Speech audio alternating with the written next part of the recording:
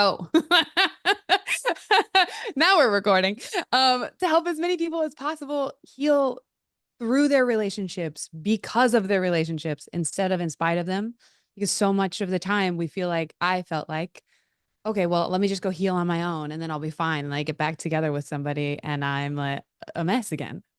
And that's because trauma's created in relationships. That's where it has to be healed. Um, I'm so excited you're here. I'm going to share my screen now. I've got so much planned for you. And I'm going to do it so you can still see me.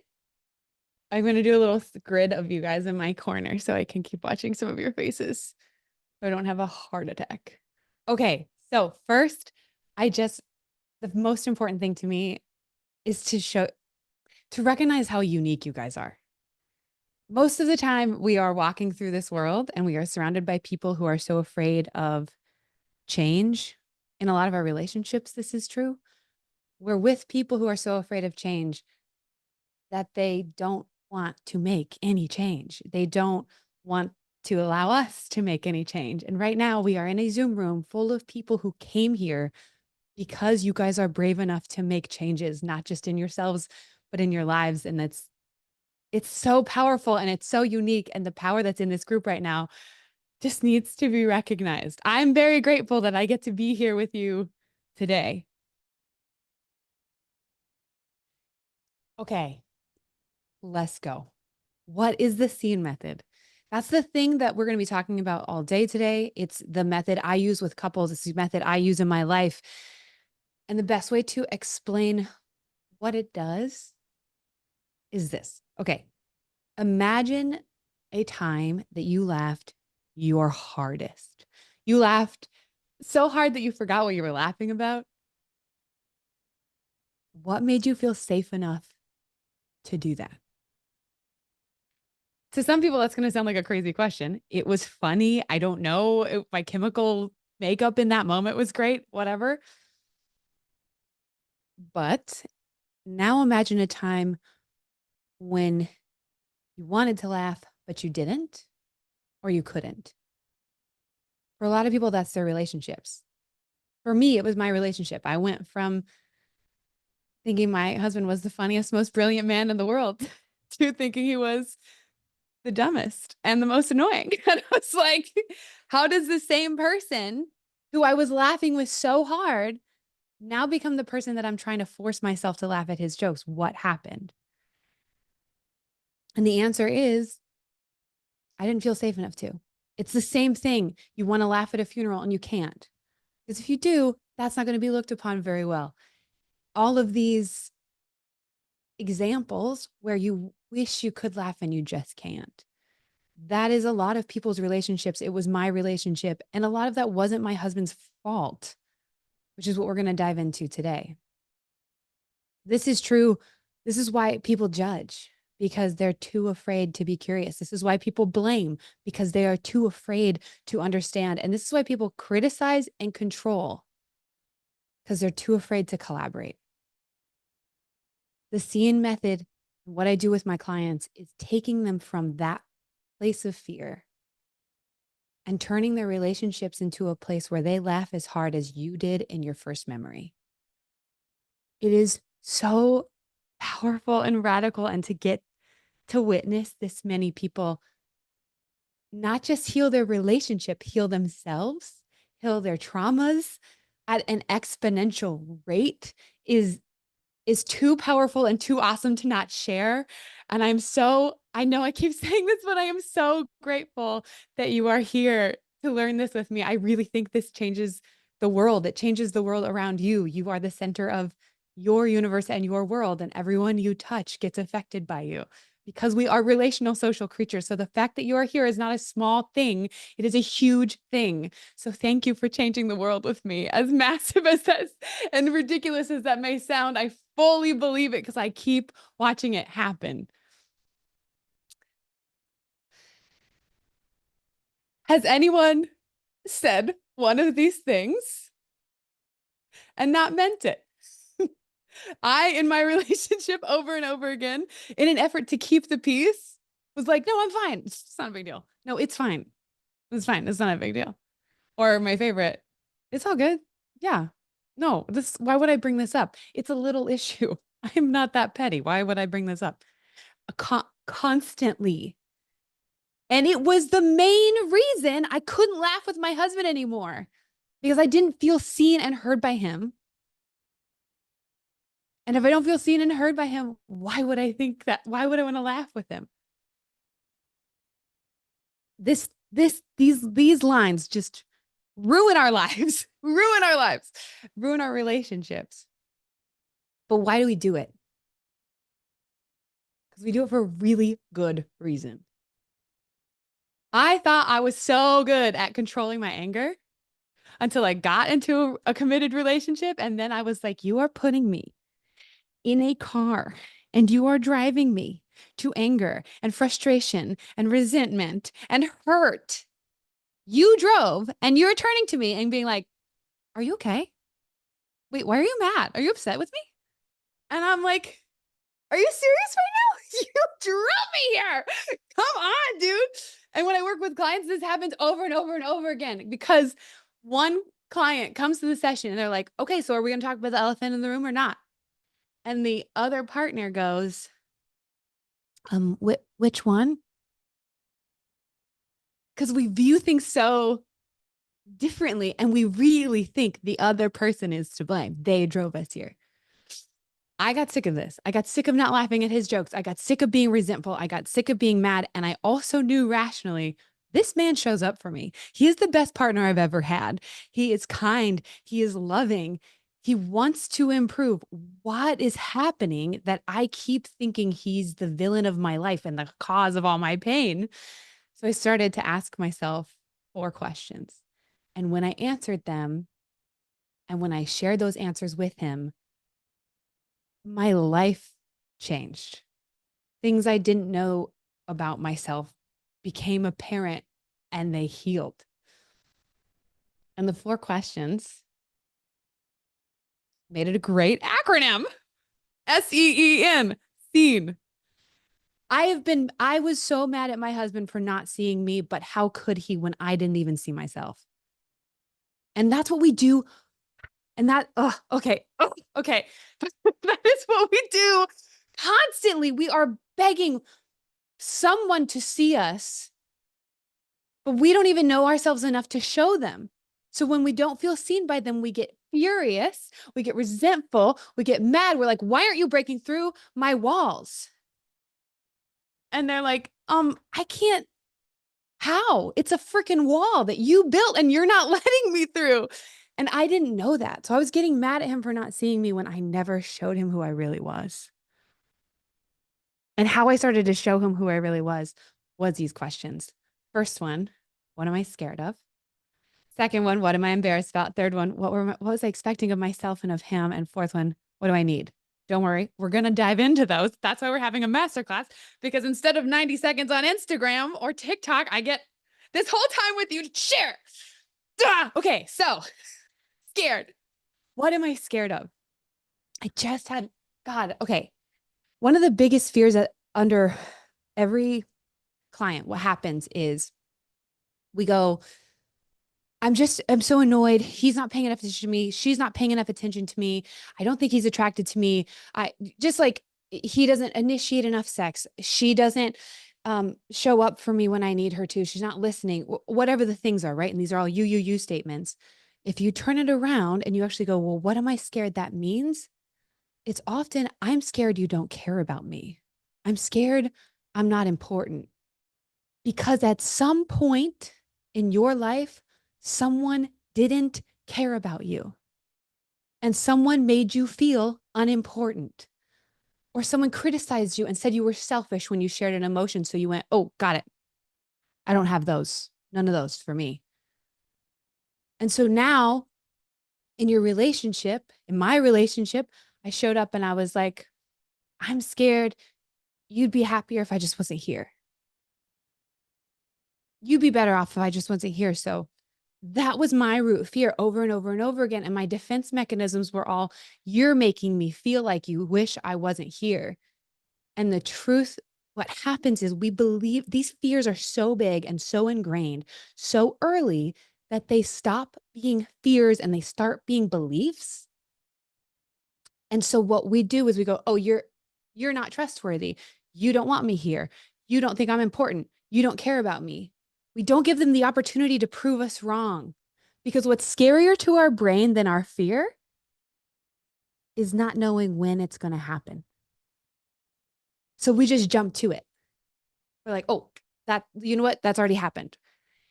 The terrifying, brave thing that I get to watch clients do over and over again, that my husband does in my relationship, that I get to do in my relationship with my husband, is find out what that belief is and turn it into a fear again. I'm afraid you'd be happier if I wasn't here, but I might be wrong. I want you to prove me wrong. And if I say that instead of the blow up fight about how he did the dishes weird or put his shoes in a weird place that proved he didn't care about me or responded to the comment I made in a dismissive way, if I can respond with, I'm afraid it means this, but I might be wrong. Oh, you guys, the rapid healing, like the transformation that happens within your soul of being like, wait, I'm I'm not still that little kid who's annoying or whatever you're afraid. You're like, that little kid is in me and deserves love and is loved. But I've been putting up a wall. So scared has been huge. I'm scared I don't deserve love. I'm scared I don't deserve to I'm scared you don't think I'm attractive. I'm scared I'm unimportant. I'm scared you wish I wasn't here. I'm scared you wish I was somebody else. I'm scared I'm not good enough. These are the things I hear over and over again with clients, and finding out what yours is will change your life. Change your life, because then you start noticing it in work. You're like, oh, when somebody writes an email in a short way, I think they don't care about me. Why am I, wait, hold on. Why am I so scared that they don't care about me? You get to have a conversation with this little kid who's, running your whole brain secretly. That's the person driving your car, not your partner. This little kid. Embarrassed. What am I embarrassed about? Okay, this one's so juicy. I got so many questions on Instagram about this, and I was like, oh, good. People are into this one. Okay. A lot of the time after the scared question, which was my first one, I'd ask myself all the time. And sometimes I was like, I'm not really scared. What am I feeling? Embarrassed. Or it's like a flavor of shame. Anything that you were shamed for as a child, when you're an adult, you're going to expect rejection for. So you'll get embarrassed about. If you were shamed for talking too much, then you'll get embarrassed when you overshare. If you were shamed for having big emotions or emotions at all, then as an adult, you'll be like, oh, they're judging me. I can't believe they're seeing me do this. If you were shamed for not doing something perfectly the first time, then when somebody sees you not doing something perfectly for the first time, you'll be embarrassed. So I started to realize this, and I would snap at my husband. And I would say things like this: you are so needy. Do you really, you're breathing down my neck. Like, I'm just trying to get this thing done. I was always recording a video or something, trying to get this thing done. And you're just sitting here hovering, and I can't focus. And you need so much attention from me, and you, right? And my husband knows my stuff well enough at this point that he goes, that's a lot of you statements in there. Is there something else going on? And I was like, oh my God, I'm so embarrassed. I'm embarrassed that you're seeing me do this wrong. I'm embarrassed that you've seen me do a bad take, that you're watching my process. I'm embarrassed you're going to think I'm stupid. And then the embarrassment rolls into the fears of, oh, I'm scared you're going to judge me. I'm scared you're going to. So embarrassment is this another unlock key of realizing, oh, there's a lot of stuff that I am still afraid of, that I'm still ashamed about. And shame cannot live in the light. So when you figure out what you're embarrassed about and you share it with somebody who will love you, that's the thing. I started being like, okay, I'm embarrassed that you're seeing me do something badly. And he went, oh, I guess I'll leave. And I go, no. I want to heal this.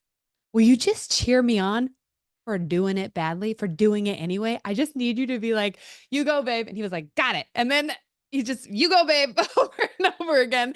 And we keep working on this whenever one of us finds something that's embarrassing. Okay. This rule has proven to be so true. The more confident I am that they deserve my anger, they deserve my frustration, they deserve my resentment, the more aggressively I'm like, yeah, they hurt me. They're to blame. They're the bad guy. The deeper my fear and embarrassment goes. So it's such a big fear or it's such a big embarrassment that I don't even want to look at it. I just want to blame them for it. And getting real with myself about that has been incredible. And getting real with my clients about that when they're like, well, he definitely is in the wrong here. I'm like, great. But why does it hurt you so much? Even when it comes, the one thing that people will fight me on about this is infidelity. And infidelity is such a black and white thing that we view like, oh, that person cheated, so they're the bad guy. I am not saying you're wrong. They should not have cheated. But if you only focus on how they shouldn't have done that, you won't know what your wounds were that came from childhood, not just them cheating. Am I saying to accept cheating? No. I think you still have to talk about it. You still have to heal it or decide to move on from that person. But it lets you know, whoa, what did that trigger? What's my fear and embarrassment about myself? What do I need to heal? And then, is this the person that will help me heal that or not? And sometimes it is. The person who cheated on you is that. A lot of times it's not. But to know what is this wound that I need to heal, it's not just caused by them. And how I can say that is I work with couples who have open relationships who this is not a trigger for them. And I work with couples who've gone through infidelity and it's not their biggest issue. I'm using that as an example because it's the most black and white one where you're like, well, for sure, that's all them. Don't sell yourself short. You deserve more exploration than that. I'm not saying that you deserve, and still sticking on the infidelity thing. I'm not saying, oh, now you deserve infidelity. No, no, no. You deserve love and compassion and curiosity. Where is this hurt? Why is this? What is important about this? What is the big wound that this is opening up for you? And diving into that is worth doing. We'll get into boundaries soon because I'm not saying just to forgive and forget. Expectations. The third one, if I was not, I'm like scared, embarrassed. Those aren't big in this situation. Why am I still upset? Expectations, baby. Expectations. What was I expecting of myself and of them? Because we always have expectations that we are either not aware of or aren't saying constantly. Right now, you're expecting Zoom to work. You're expecting me to talk to you. You're expecting the slides to be legible. Like without even knowing it, you're expecting things all the time. And you can't be paying attention to that because you would be unable to live. You'd have to take a nap every 30 minutes if you were laying out what you're expecting. In partnership, we get taught expectations from a super young age, early on, and we don't know it. So then we get into a partnership and we're like, yeah, but men act like this and women act like this. And if you're in love, you say things like this and you do things like this. Why aren't you doing that? You must not love me. Versus, wait, what was I modeled? What do I expect? And sometimes your expectations are too low. I expect that if we're in a committed partnership, you hang out with me sometimes. And maybe you're mean to me, and that's okay. I expect you to be mean to me. And maybe you like we have all these expectations we don't even know. And if we start to go, what do I expect of the other person? What do I expect of myself? And I know as a woman and talking to other women, I expect myself to be so perfect. I want to be the perfect woman. I want to be the balance between sensual and sexual, but motherly and nurturing and always have energy and always hold space. And I clean and I cook and I do, and I fall short on every single one of those expectations dramatically, dramatically. And sometimes the problem is I'm putting so many expectations on myself that I assume he is too. And I get mad at him when I don't meet those expectations because I just assume he's mad at me. And I don't even give him the chance to prove me wrong because I'm so mad at myself in advance. One of the most common things that I see is I expected you to respond the way I would. And when you didn't, I got disappointed. I felt let down. I felt like you didn't love me. And we forget we are with our partners because they're different from us. They have different responses, they have different opinions. Even if they have the same values, they'll show them differently. So if we can notice, wait, am I expecting him to respond the way I would? Okay. Or her the way I would. Okay. Then you can say, I was expecting you to respond like this because that's what makes me feel loved. Why did you respond the way you did? What was your intention? And when you get their answer, oftentimes it'll blow your mind. It'll be like, well, I really care about you. And it seemed like you're really overwhelmed. So I went and did a bunch of this, or I did acts of service if you're into love languages. And in the moment, you're like, I just wanted a hug. And they're like, yeah, but you were so stressed. I thought you needed help. So I just left and did a bunch of things for you. It's like this we miss so much in our partners because we're expecting them to act like us, to love like us. And then you get to learn. And finally, needs. What do I need? Okay, you guys, we think we should need so little over and over and over again. I see this like I should need less to feel loved. So then we shame the crap out of ourselves. And I did this constantly. I thought that I was the most lovable when I needed the least. And so I tried very hard to need nothing. And I worked very hard to need nothing. And it pushed people away. I put walls up because as soon as I was needy, I was like, oh, I'm just going to go be alone until I don't need that anymore. And then I'll come back. It's so bad. It's so isolating. It's so hurtful. It was like the worst period of my life. And my story with needs, fast version. So I was in the stairwell of an office building working in finance in a job that I was like, I'm finally doing it. And I was on my fourth panic attack. I was heaving sobs, and it had been 2 months of every morning and all through the day. All I could think was, why do people keep living? Why would you keep living? I don't get it. And I walk back to my desk. And at this point, I'm starting to go, what's a non painful way out? And I walk to my desk and I get super lucky. And to distract myself from my scary brain, I click on a random interview with an author named Sebastian Younger who had written a book called Tribe. He described all of my symptoms, but they were being experienced by like the most badass military men alive. And I was like, wait, these tough guys have the same thing I do? What's up with that? And he goes, the major cause that makes their trauma toxic instead of tolerable is that they went from being in a group of people who needed them, who they were needed by, who they needed, where they were working together for a common goal, to not being needed anymore. And I was like, oh my gosh, I've been working so hard to need no one, and it's killing me. And I called my mom, who's here today. And I said, I can't survive this. Here's what's been happening. Here's what's been in my brain. I've been having panic attacks and mood swings and severe depression, and I'm not going to survive living like this anymore. So I need to move in with you. I'm going to quit my nice job. I'm going to move into your place, which you are currently renovating. So I lived in like a plastic bag for plastic wrap around a bed for a while. And I need to just be a mess in front of you. And I need you to love me anyway. And then we did it. And I moved in with my mom, and my dad, who were going through their own stuff at the time. And we got very lucky in that regard, where they were the ones who taught me all these beliefs, right?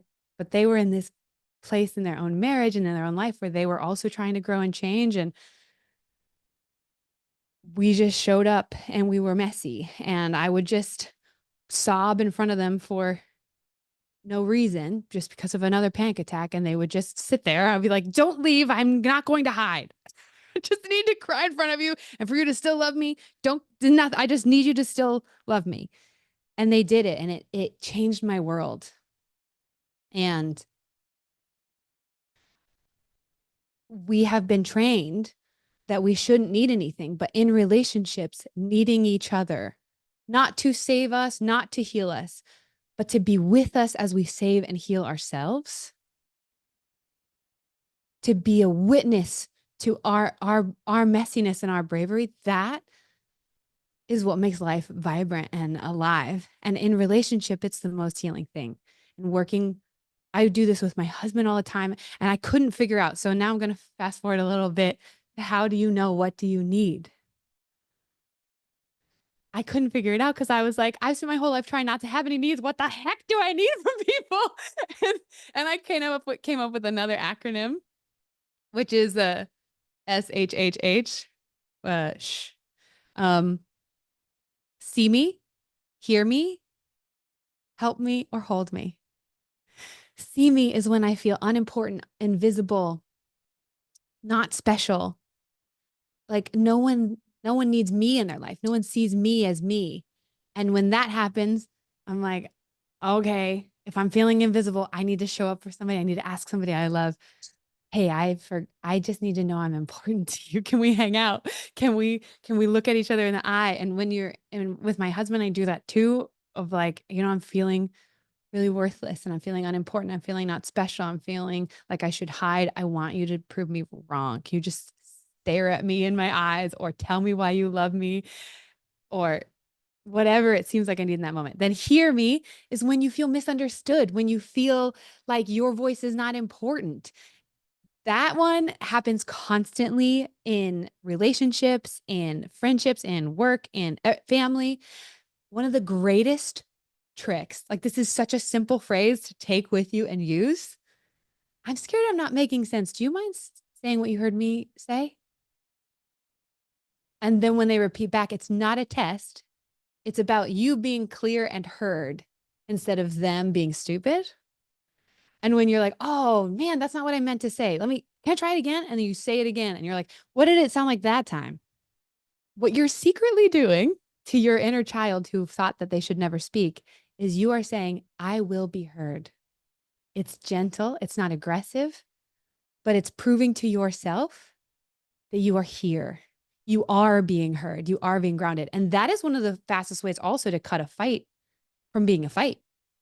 Because a lot of times we're fighting because we're like, freaking understand me. And if we go, wait, can you just tell me what you heard?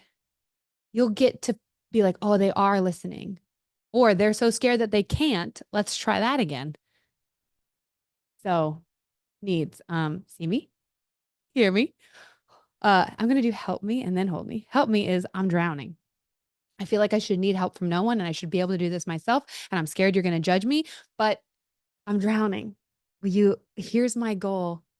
How do you think you could help me with this if you're willing to? And notice what I just did there, which is huge. It's not controlling the other person into loving you. One of the biggest fears that I see often is I'm afraid you won't love me. We won't connect unless I control it. And so we accidentally become this rule maker, this controller, this manager, this supervisor. And it's like a parent-child relationship. And this person that we love, who might be our partner, it might be our friend, it might be our child, but we're treating them a lot younger than they are, it might be our parent. We become this like, I am the parent and you are the kid and you will listen to me. And we feel disconnected. So back to help me, when you're drowning, instead of being like, I need help and here's how you will help me. If you go, here's the goal I'm trying to pursue, and I think you would be really good at helping me get there. How do you think you would help in this situation? What do you think we should do? We as a team. And that helps because your brain, what you're asking for when you're asking for help is, I don't want to be alone in this. And when you're the parent or you're the manager or you're the supervisor or whatever, that like higher power role, you still feel alone and you feel the pressure of managing them versus let's do this as a team. Let's be a team. And finally, hold me. This is a huge one. Often, when we run away and we try to isolate, is when we want to hug them most. And the reason for that is either we are scared we don't deserve it, or we're scared we can't trust the person that is near us to be safe to hold us. So, first, finding a person that you're like, okay, I at least rationally know this person is very safe, even if that's a friend and it's a hug and it's a handhold. First, checking off the safety box. And then, when I want to run away, is when I know the truth is, I really want you to hold me and I'm scared I don't deserve it. Will you please prove me wrong? I just need a hug. And I need you to not be upset with me for needing a hug. And generally, friend, partner, parents, whoever I say that to now is like, hell yeah, let's get in here. Let's do it. And that has been common even from people I didn't expect it, which is what's so cool about this is it kind of starts to break this dam because you don't, there's a lack of trust for the whole world until you start to trust little by little. And then you're like, ooh, oh, oh, oh. And yeah, you're going to get burned. Sometimes people are not going to respond well. But when it's 1 out of 100 or even 1 out of 10, you're like, wait, this world is not as bad as I thought it was. And I'm in a place now that I'm like, I would rather you burn me for trusting you than live walking through the world as if it's not a trustworthy place. Because I like living from love and joy and excitement, and it's worth it. So you can see these. Okay. So this is from a big version. Scared, embarrassed, expectations, needs. Here are the questions. What am I scared of? What am I embarrassed about? What was I expecting of myself and of them that I was either unaware of and didn't say? And what do I need? Looking at the time. It's okay. I'm not going to read these out. I just wrote them here because we're going to give you the slides after. And I want you to be able to like pull them up if you want to look at them or kind of reference in your head and be like, I don't remember what a good example is. This. One of the key things, if you look at the bottom of this screen, if you can see it, unless I'm in front of it, the one that says, or even more simply, Mom, I'm watching you. This way. Okay. So even often you might not even have to pinpoint what you're embarrassed about, what you're scared about. Just knowing that's what you're feeling is enough in the moment. Like, how great would it be to hear your partner be like, I'm sorry, I was so irritable. I'm just embarrassed. And then you can talk about it later. You're gonna be like, oh, that's okay. That's not me. You're not blaming me. We can move on. The scene method is not a way to suppress negative emotions. It is not, I'm fine, it's all good, which are all suppression that just blows up later. This is actually regulating them. It's turning to anger and frustration and resentment and whatever so-called negative feeling you have and knowing, oh, that's coming from little me. And it's turning to little you and going, okay, babe, what are you scared about? What are you embarrassed about? What did you think that they would do that they didn't do? And you get to talk to yourself and care for yourself in the way that we've all desired someone would. It's really beautiful. I love this work so much. These are examples for work because I have been getting requests about how do you use this at work? And I was like, here, dude, because saying I'm scared at work sometimes not so great. It freaks me out. Works pretty well at work. So just like swapping a couple words and then no longer are you coming off as a little too unprofessional, as they say. One of the most common pushbacks that I get when I work with couples for the first time, and one of them follows me and the other one is like, all right, I'm here because I want this relationship to work, but who are you? And we talk about the scene method. That person will go, I'm not scared. I'm not embarrassed. I don't have expectations. I just need them to change and then we'll be fine. Then I can just forgive them. We can move on. It's fine. And I always smile real big and I'm like, you did not know yourself. Tough cookies are so fragile. I know, because I was one. This is what I said. When I first started answering these questions, I was like, I'm not scared. I just need him to not do this anymore. And I was so sick of being mad all the time. I started to force myself to answer. I'd be like, okay, well, if I was scared, what would I be scared of? And coming from that like playful place of like, well, if I was, would open this door to, oh my gosh, I can't believe that. All of these things I never knew about myself. Back to the main point. If you are the more scared, the more embarrassed, the more certain that I am that the other person is the only one to blame, they're hurtful, they're the reason I feel the way I feel. I have got no part in this. I'm just reacting like anyone would. That's when I know I'm blind to something deep in me. What does deep in me mean? Oh my God. I just realized, sorry. I just realized the dirty joke and deep in me, and I wish that I hadn't said that phrase. Okay. Deeper than that. Here's what's happening. I have a lot of people come to me and they say, we are using all the communication tools. I will work with them and I will watch them use the communication tools. It's not working. We're saying the right things, we're doing the right things, and it's just not working. I don't know. We're about to give up. That's because communication tools are like stitching up a wound. It only works if you've taken out the bullets. And we all have so many open wound bullet holes from childhood that we're blind to because we're so busy looking at everyone else. And our communication tools are just stitching them in there. So when I work with clients, what we do is we get to the deep level of the scared part, AKA we go through the triggers. I love triggers so much. You should thank every trigger you have because that is your clearest. You know when you're triggered. When you get crazy heated and you're like, okay, that was a lot. You know, when you throw a tantrum essentially and you walk away, you're like, oh my God, I can't believe I just acted like a 6-year-old. Because you were a 6-year-old. That's the cool thing about, I love triggers because being triggered is not just having a weirdly big reaction to a small thing. It is your brain perceiving this moment right now as if it is a similar moment from your past when you had no control, no choice, or no safety. For some, that's an active, that's a abuse or trauma, maybe in adulthood. For most, that's childhood in general. And it's a lowercase t trauma instead of an uppercase T trauma of just when you are in childhood, you don't have a lot of control or choice. Somebody else is guiding you all the time and telling you what to believe and what to think and how they respond to things. And your brain responds in this moment by triggering because you think, oh, this is like that time when my mom was sick when I was 6 and she reacted like this. Like your brain just goes there. I'll give you an example. I have a client who gets triggered when his wife is tired. Not great for the wife because it gets tired, just like any human, right?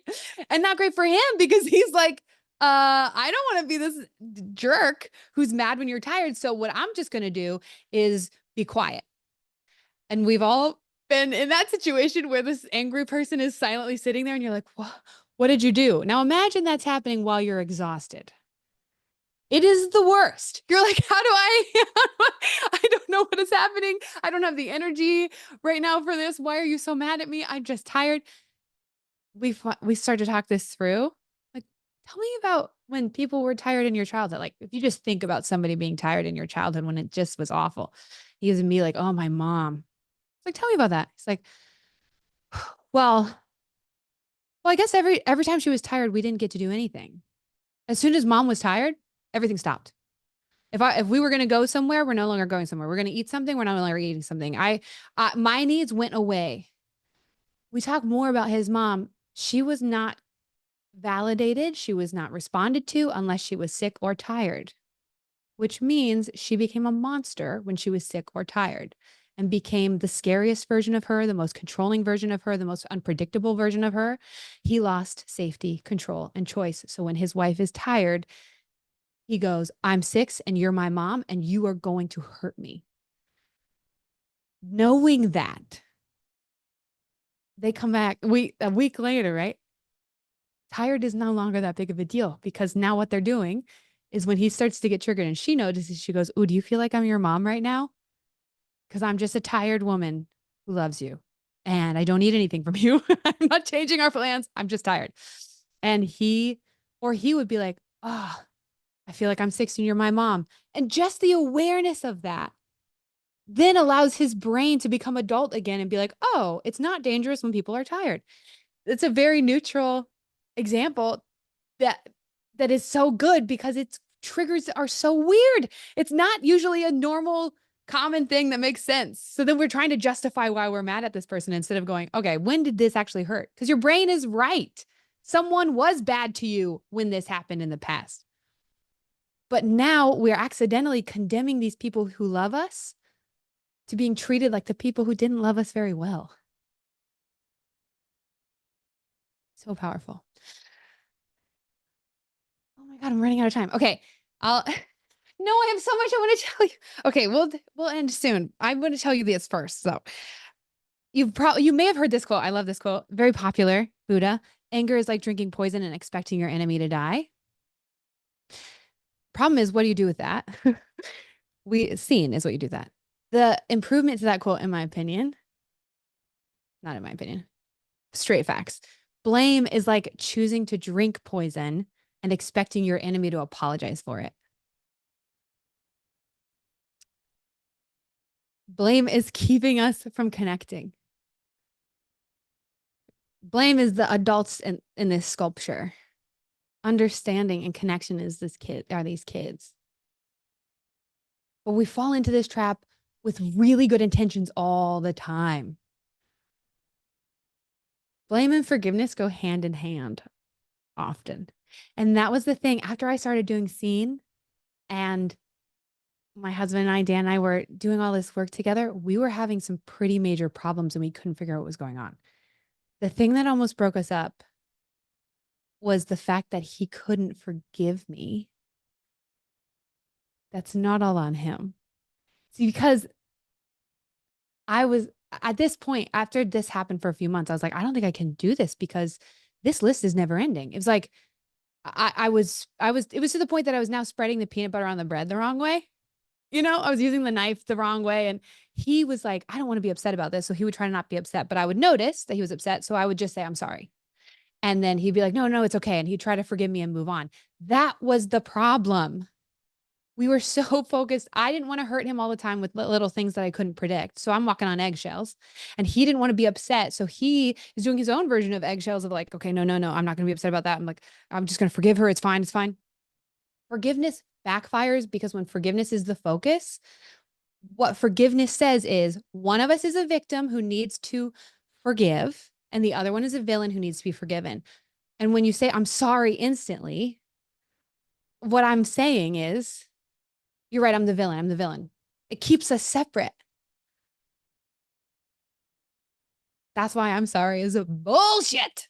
Because I'm sorry almost always means, please don't be mad at me. I notice that you're mad. Please don't be mad at me. It makes the other person feel alone and it made me feel alone. When people are asking for an apology, even when we think that's what we want, it is not what we want. What we actually want is to feel understood, to feel empathized with, to feel less alone. So that's what we started doing. We outlawed, I'm sorry. And the list of hurtful things went from this like never ending cartoon scroll to like whatever was just happening right then. And we switched to playing the mirror game. Instead of offering an apology, even when it was obvious who was to blame, instead of offering apology, we offered understanding instead, which looks like, oh, you seem upset. What's going on here? What are you feeling? What's your perception? Like as soon as we notice that there's tension, it's not, I'm sorry. It's, oh, what are you feeling? What do you think's happening? And then mirroring it back. And that's what the mirror game is. So as soon as one of us notices there's tension, it's just, hey, it seems like there's tension. What's going on for you? What's your perspective? What are you feeling? Shutting up, listening, and then just mirroring it back. This is validation. It's not agreeing. I'm not saying your perspective is truth. You're right. I'm the bad guy. I did hurt you. It's okay. So from your perspective, and sometimes this starts angry, by the way, like I'll notice that he's mad and I'll be like, I do not deserve you to be mad at me. I'm like, okay, what is happening right now from your perspective? And he'll kind of answer. And I'll be like, okay, so from your perspective, this happened and this happened, right? In this awful voice. And he shuts down and he's like, no. And I go, I'm sorry. Hold on. Let me try that again. Because I know that if I want to feel understood, I have to understand first. Knowing that makes me let go of that anger. I'm like, okay. And I'm like, okay, so from your perspective, this is what happened. What am I missing? And often what I'm missing is something he didn't even say. And then he says back what I'm missing. And then I mirror back until he goes, yeah, you get it. Yeah, I feel understood. And maybe I say I'm sorry then. Maybe I don't. And then I ask, and this is key because a lot of you here are the people who are doing work in your relationships. You are the ones who show up, you think through it, you want to be a great partner, you want to make it all peaceful. That's you. So once it's peaceful for them, you're like, okay, we're good. That's fine. And you move on. No, no, do not move on. Okay. Do not. I will try to apparate to where you are and force you to share. What you say after they say, I feel understood is, that's not how I experienced it. Do you mind hearing where I was coming from? And if they say no, that's a bad partner. just the truth of it. And it's a little bit harsh of a sentence, but you got to be heard, especially after you've done the work of understanding them. Say, okay, do you mind hearing where I'm coming from? Then you share where you're coming from. Let's say they're not like you. Probably not. Generally, only one person is a person who likes to come to things like this. They're not going to know to mirror you back. So you finish saying what you're saying. And that same catchphrase I used earlier for hear me, it comes back. I'm scared I'm not making sense. Can you just tell me what you heard me say? Oh, that's not what I meant. I meant this. Like, this part's the part I really want you to get. Or this is the thing I forgot to say. I'm not sure that made, will you say that back to me too? I'm not sure that's clear. That causes connection instead of conflict. Before conflict even starts, you've turned it into connection. And what has been really cool on working with couples when they make this realization is when their relationship is like a 180 turn. The biggest areas of conflict become the deepest areas of connection because they are the greatest opportunities for connection. The reason they're big conflicts is because it's where the wound is the most open. It's where healing is most needed. And so when you realize that and you start to go, okay, this one's a big one, you can have mad deep connection through this big conflict instead of this big conflict, I should say. And now I want to say this before, and then we'll wrap and go to Q&A because I'm already over time. This is good stuff, you guys. So glad you're here. Okay. This I have to say, what about when I'm the hurt one? When I am the one who knows that he's the one who did something wrong and he needs to get it through his head that he did something wrong. That's when I most use the mirror game. Because conflict is fighting to be understood, right? Like this. And connection is fighting to understand. And if I am fighting, if I'm like, oh, you definitely are the one who hurt me, and I'm not trying to see what his positive intention might have been, where he was coming from, what his context was, it's not trying to forgive him. It's trying to make him human again. Because what I need when I'm asking for an apology, when I feel hurt, is to feel less alone. I don't want to feel alone. And if I'm trying to convince him that he's the enemy, that he's the bad guy, that he needs to apologize, I'll still feel alone. Even if he apologizes, I'm still over here alone in my hurt, begging for somebody to come hold me. And if I switch in my brain to trying to understand where he's coming from, I'm saying this again, especially for you guys, because you're the ones who show up and like are empathetic and care. It does not mean agreeing with them. It does not mean justifying their actions. It means inviting them to connect.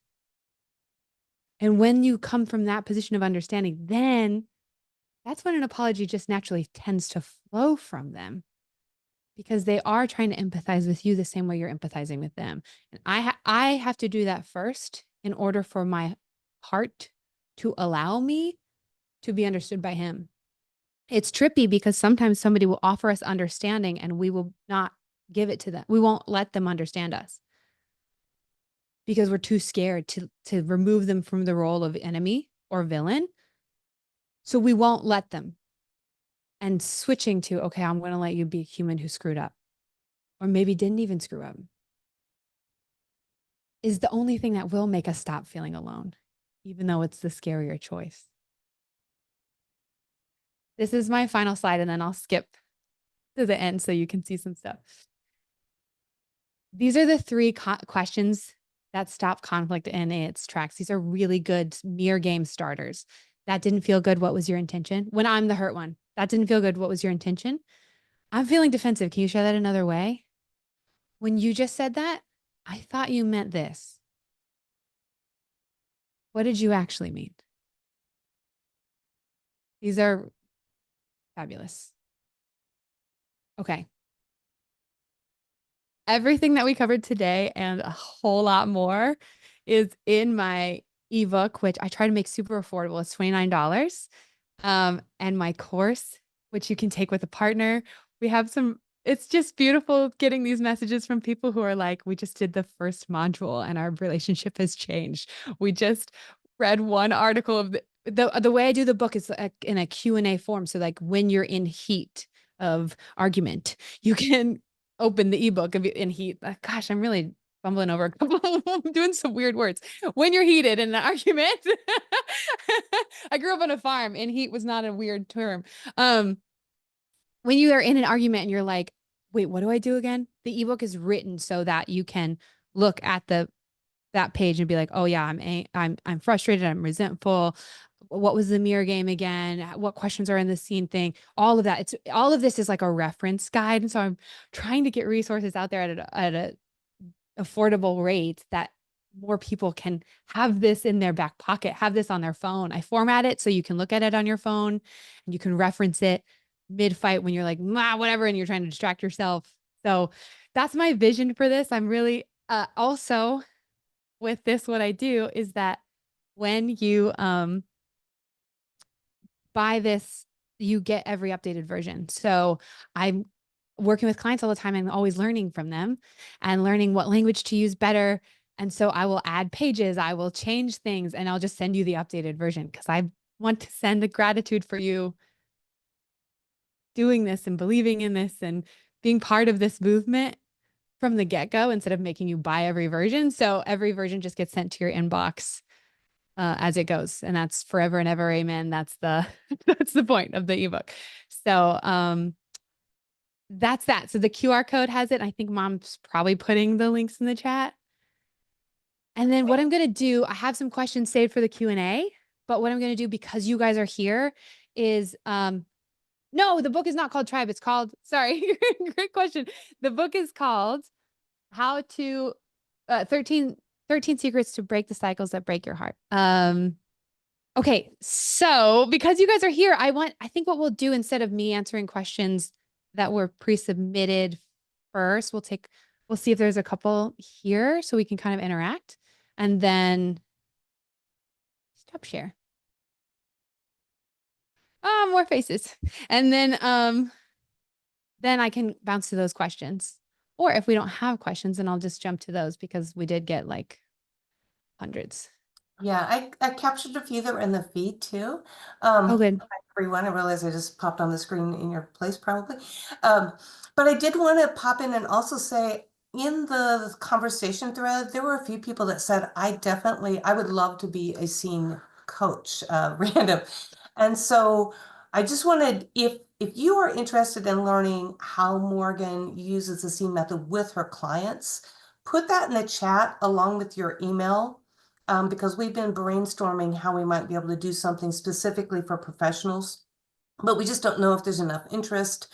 And but we're thinking about doing that. So if that is you, and I know there was at least one person here that said that, yes, I think it was Joy, that name rings a bell. Then spread the word to other coaches and therapists who you feel like they would want to learn how Morgan uses the C method with her clients.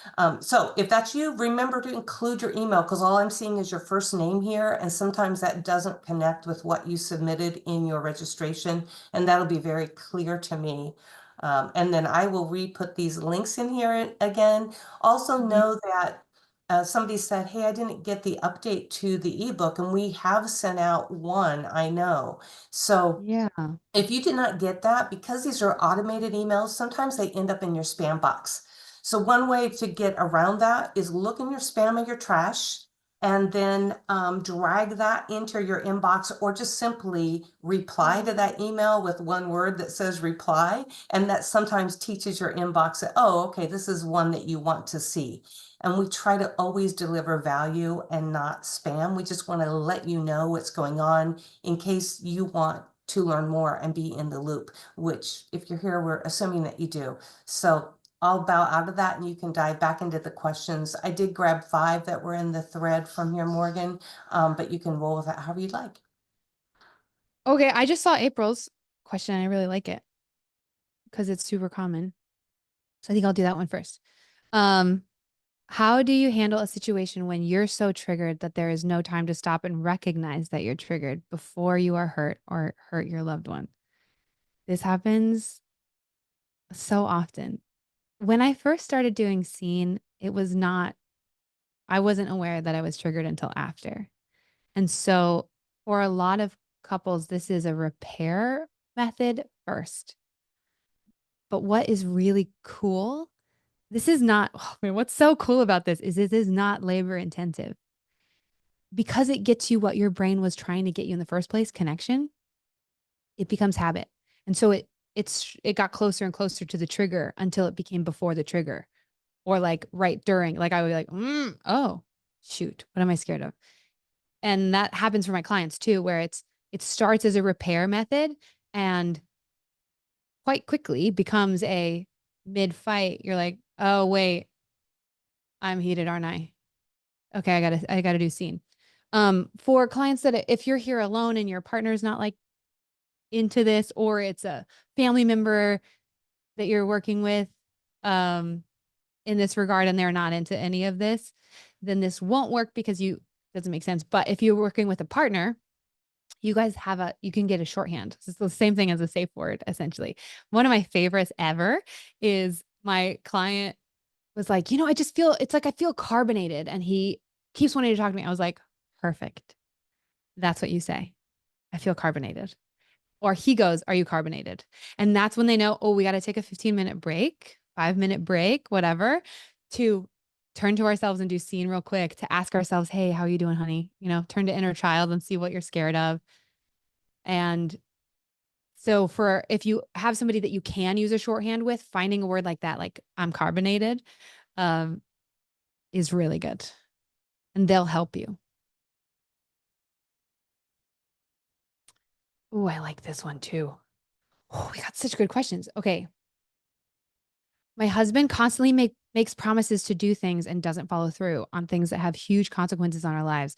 I want to stop compiling evidence, yes, but I don't know how to drive accountability without this nagging behavior. I've told him what that this behavior makes me scared of, embarrassed of, embarrassed about what my expectations are, et cetera, et cetera. He understands all of this, but can't stop volunteering to do things and not following through. Help.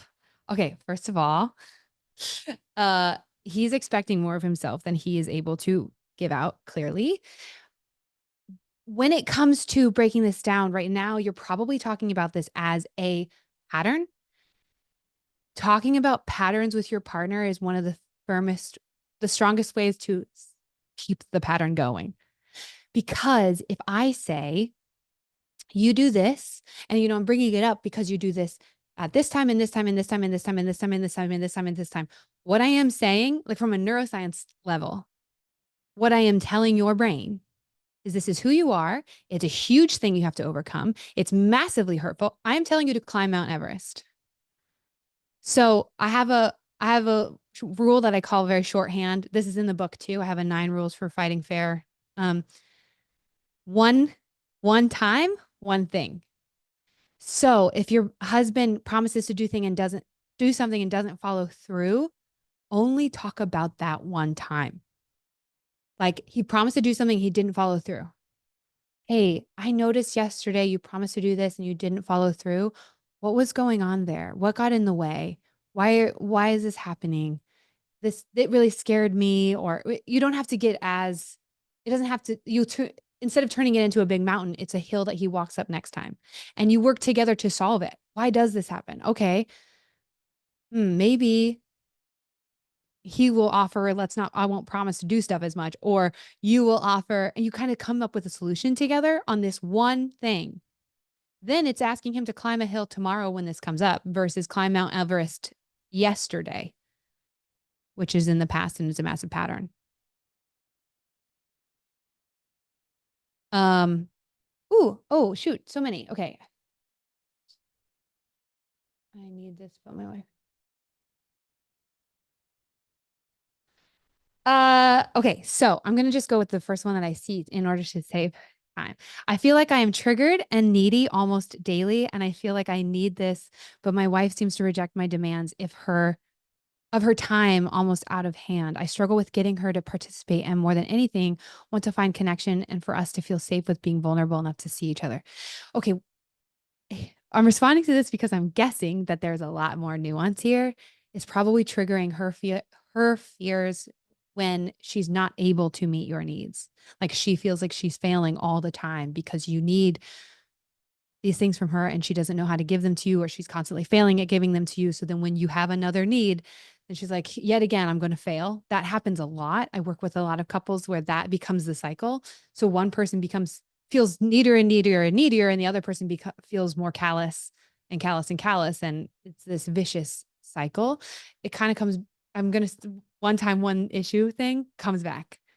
It's isolating it to just this time, just this issue, not like heal all of me. It's just this time, just this issue. And slowly but surely you will be healing everything. That's the best answer I can give for this now. But I was actually working with you as a couple, we would dive into what is going on. What is the language you're using? How are you feeling in those moments? What were your childhoods like? What was expected of her? What does she think a relationship's supposed to be? What do you think a relationship's supposed to be? We would dive into all of that stuff and start to build something together. But we're in a masterclass answer, one time, one issue tends to solve a lot of things because our brains make small issues huge because we are afraid we don't deserve to feel the way we feel unless we have a lot of proof. And so we're trying to show up and be like, I promise you I'm not crazy. This is a valid feeling. And what we're actually accidentally doing is saying, you hurt me. Here's proof I deserve to feel hurt. Now fix it, which is putting all the responsibility on them. It does feel they're going to get defensive because that's all you. That's an attack. That's not sharing feelings or vulnerabilities. That's saying you need to be better at supporting me versus saying, I'm feeling like this. Will you understand it with me? Will you solve it with me? Will you be my partner in this? Like, I'm feeling really needy right now. I think I just need a hug or just need some eye contact for a few minutes. I don't really know. Are you cool? Will you understand it with me? Be curious about me? And if you have a partner who's never curious about you, when that is something that comes up, then that's a conversation too on, okay, if I'm working with you as a couple, is curiosity accessible? If not, then is this a healthy partnership? Generally, it is. And it's just there, she's got so many triggers and she's got so many barriers that she's too scared to be curious because she thinks she's being attacked. Um, oh, okay, this one I get a lot. I find myself triggered by my kids, but I don't know how to work it out because I don't remember my childhood. Fabulous. Good. Okay, here's one of the best things about having kids and a traumatic childhood. I mean, kind of crappy in some ways, but epic in other ways. Because if you have a traumatic childhood in a way that you don't remember, which is very common, your triggers are telling you what happened. Your triggers are telling you where your childhood wounds are. And you couldn't have known that until you have your kids. And what happens a lot, like I have a lot of clients that they're they're upset all day long. They're like, I'm gonna be calm. I'm gonna be calm. I'm gonna be calm. Their kids are screaming, their kids are doing all kinds of triggering things. Then at the end of the day, they become the parent they never wanted to be.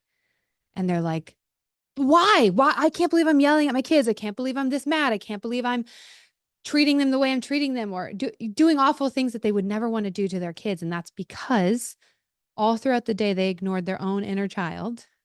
And then at night, That inner child became an inner teenager and said, no, no more of this. And they became an awful parent, awful parent. Working with parents who are going through this, setting a 60-second timer, if you have like an Apple Watch or a phone, just from a very practical level, the first time you get triggered in the day, not the last, the first time, you will realize your kid's probably going to survive for 60 seconds. Because what we accidentally do as parents is abandon ourselves so much throughout the day because we're prioritizing our kid that by the end of the day, we can't continue that behavior and we blow up. So just that like 60-second of turning to yourself and doing scene, like what's scaring me right now, what's embarrassing me, even if you don't know the answers, then pull back completely and just go, what is the feeling? Okay, I'm angry, I'm resentful.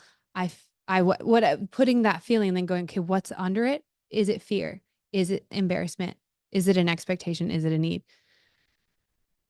Just the act of focusing on you for a second says to your brain, don't worry, babe, I'm here. You still matter. Because your kids are not the only kids in the room. Your inner child is very present all the time.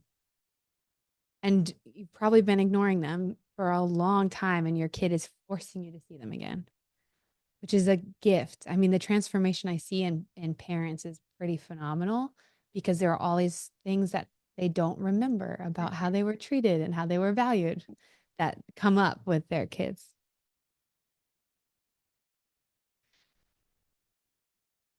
Okay. What time are we at? Oh my God, we're at 2:15. Okay.